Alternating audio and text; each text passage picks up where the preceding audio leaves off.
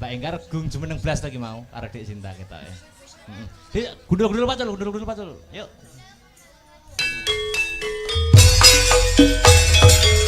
Ya.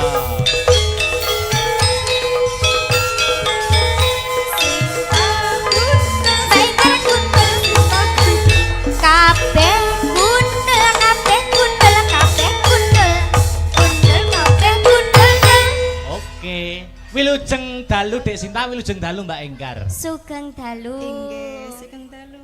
Ya. Wah. Oh, cek. Mau anu. Saiki jenengan berdua nembang. Iki ana pamundutan apa iki mau sing wis tak bacakan. Monggo pilih sing pundi. Bodang kuning sampun. Sing dereng lali janjine, ya. Rengu kapelut imbang ana katresnanku. Wah. Nggih, lali janjine mon. Lali janjine. Gila. Sambung macanan. Sambung apa? Sambung macanan. Apa kuwi? Seragenan. Oh.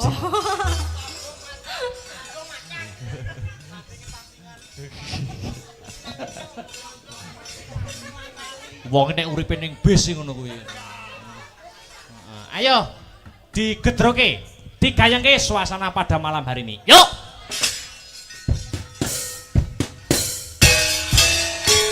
Iya, iya. Iya, iya. Iya, iya. Iya, iya. Iya, iya. Iya, iya. Iya, iya.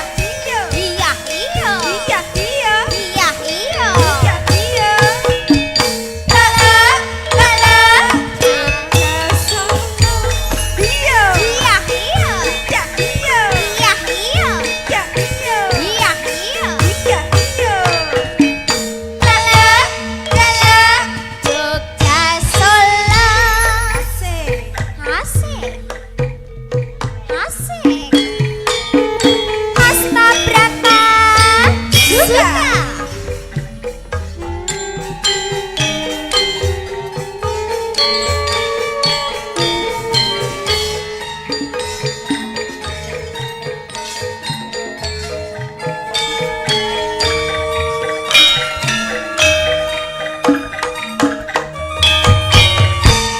Amar, amar, amar, amar, amar, amar, ambiar.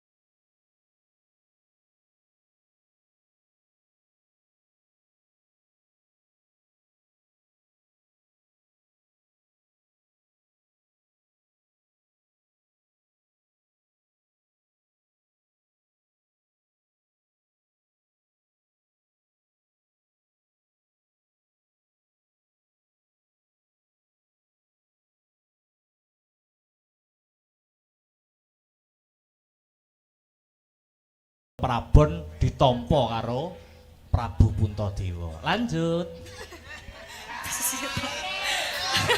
Ya, lanjut. Janjane kowe ning ndi dalaganmu sajak nyupri yen Halayo, halayo.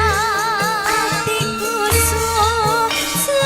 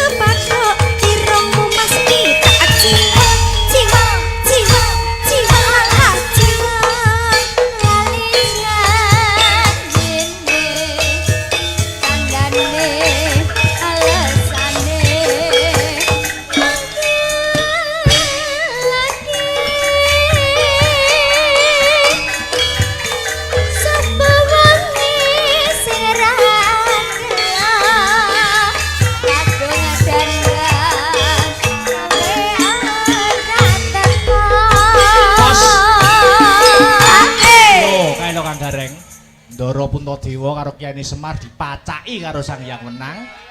Dadi resi sing jenenge Resi Pancatunggal. Lah, Kyai Semar didandani sing jenenge Bambang Asmara Bumi. Lanjut.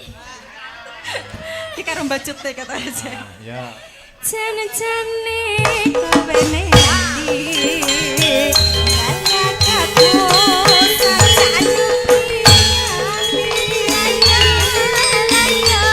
atiku sujud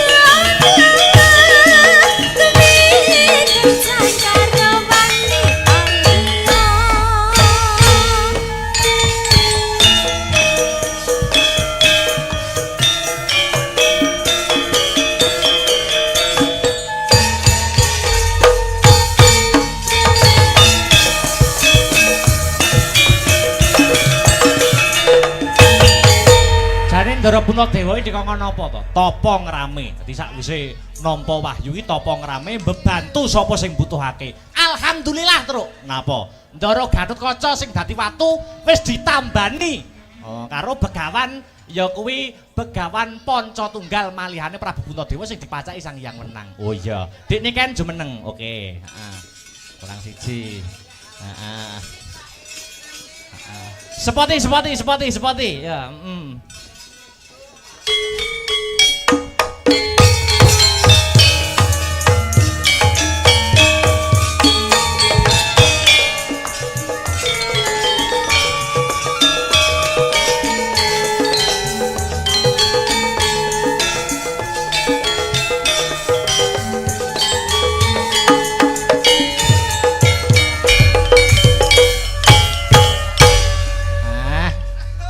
monggo sakniki bebas mawon. Ngaturaken menapa. Musik. Musik. Heeh, digo bom musik no. Heeh. Jaka Tingkir. Oke, Jaka Tingkir. Enek sing joget apa ora? Ki joget 100.000 ki. Yo joget 1.000 ki. Jaka Tingkir. Yo nenek sing gelem joget ya wis beneran.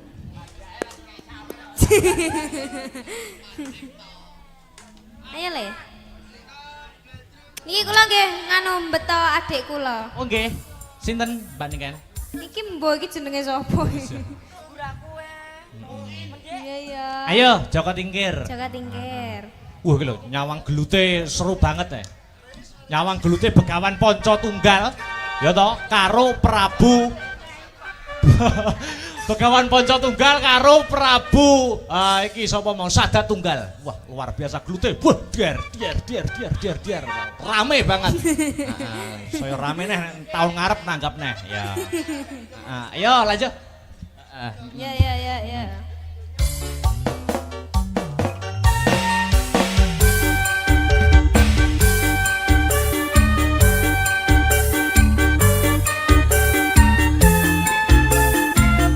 Hasta Brata.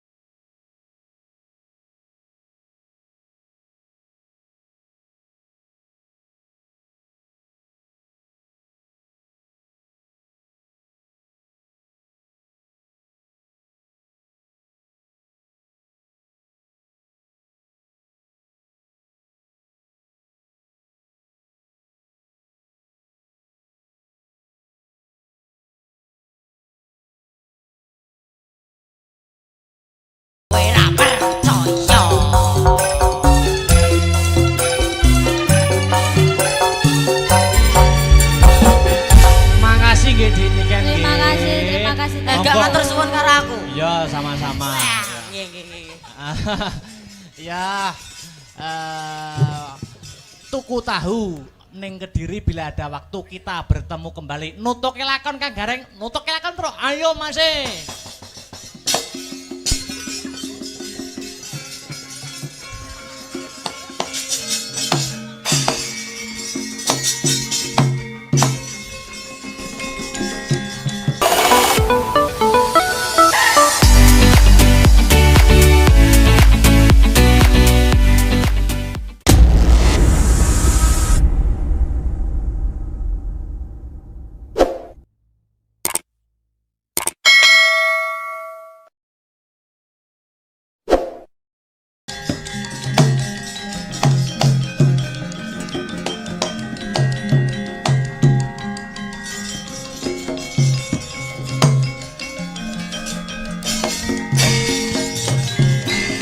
Gentur tapane manteng semedine Prabu Puntadewa nampi wujuding kanugrahan wahyu keprabon saking Sang Hyang Pada Winenang. Giya Risang Puntadewa kalian Semar Badranaya dipun dandani kalian Sang Hyang Menang kinen tapa ngrame bantu marang titah kang butuhake pambiyantu. Nuning nggih kekasih Resi Pancatunggal dalah Bambang Asmara Bumi. Tapa ngrame paring waluya jati temah nirmala dumateng Raden Gatotkaca ingkang kena pengabaranipun Begawan Dewa Kumara tanggap risang sadat tunggal merepeki ungganing Begawan Pancatunggal.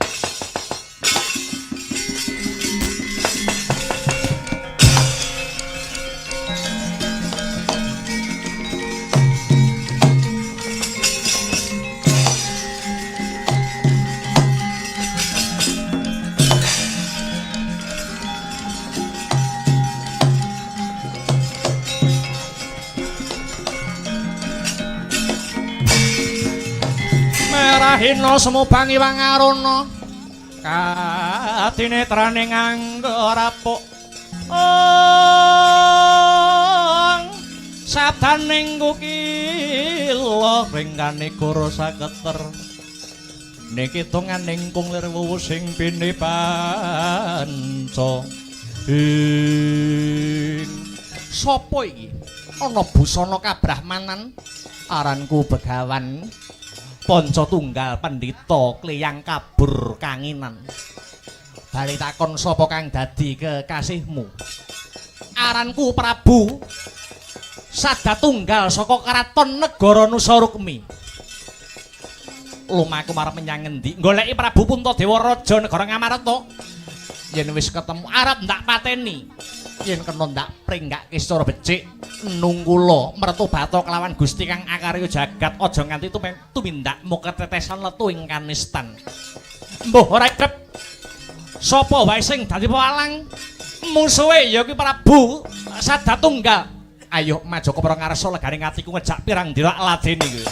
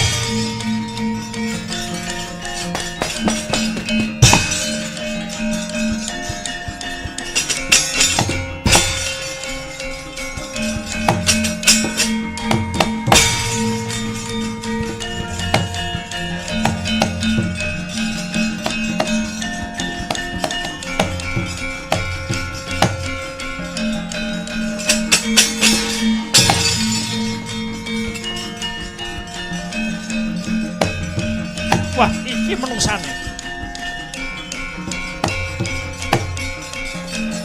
Lah iki mungsane.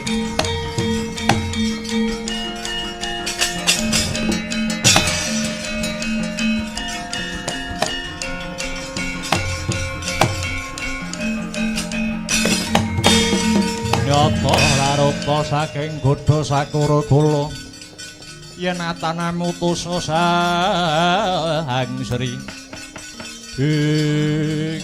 iki sing tak golek Ratu Ngamarta Prabu Puntadewa. Wah, lakon dadi bandan direncak wong telu lakon dadi kunarpa kowe Puntadewa. Selawase aku urip durung nate bondo yuda kelawan sasamaning titah. Yen wis pancen kudrating Puntadewa mati dina iki. Aku ikhlas, aku legawa patenana ratu katelune.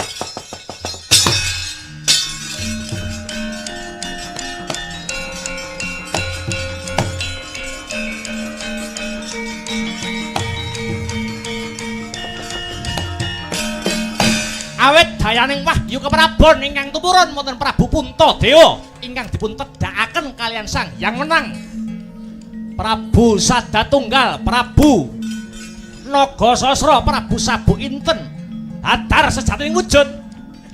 Prabu Sadatunggal dados pusaka Ngamarta jimat Jamus Kalimasada. Prabu Nagasasra dados songsong payung tunggul naga. Dalah Prabu Sabu Inten dados pusaka Ngamarta keris Kyai Karawelang.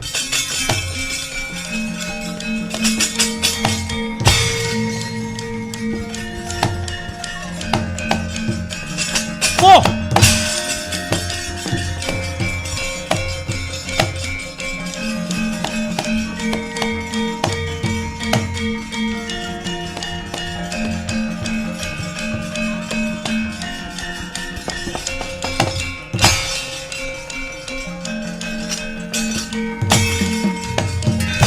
Samu barange wis cetha, samu barange wis tinarbuka. Negara Ngamarta wis ayem tentrem, pusaka Ngamarta wis balik. Ya kuwi wujuding Jamus Kalimasada, payung agung tunggul naga kelawan tombak Kyai Karawelang.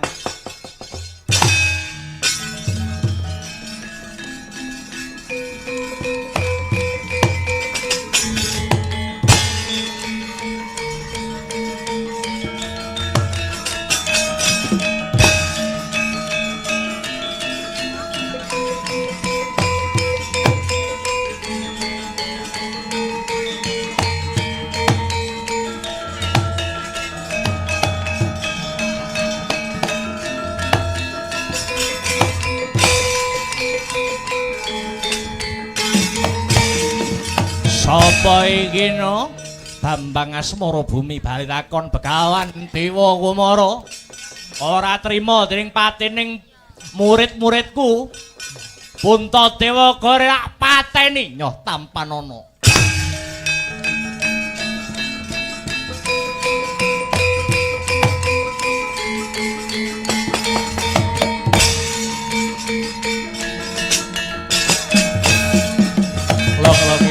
Mangu mangungkung kanduhan rimbang kowe to guru sing gawe gara-gara ngono ae gara-gara dadak membo pandita mung dadi lantaran aku mung dadi sarana tumuruning wahyu keprabon marang titah Ratu Ngamarta Prabu Puntadewa Kyai Semar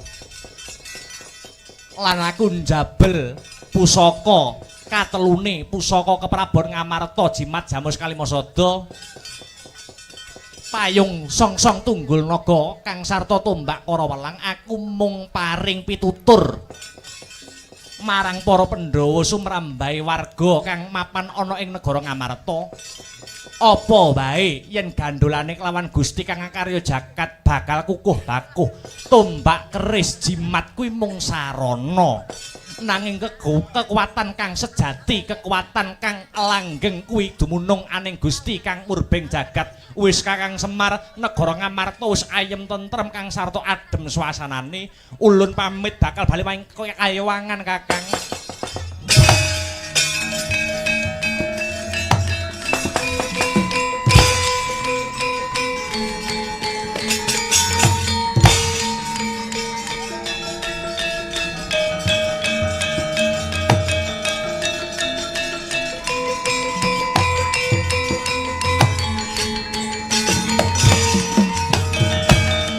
Jaluk wahyu keprabon edan.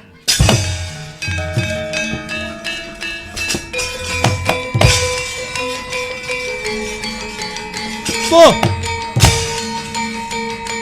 Tuh.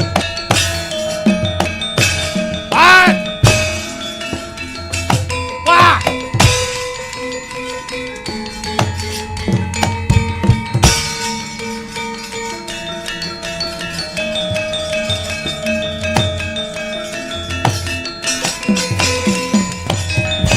Cicil Bratayuda cangkem elek.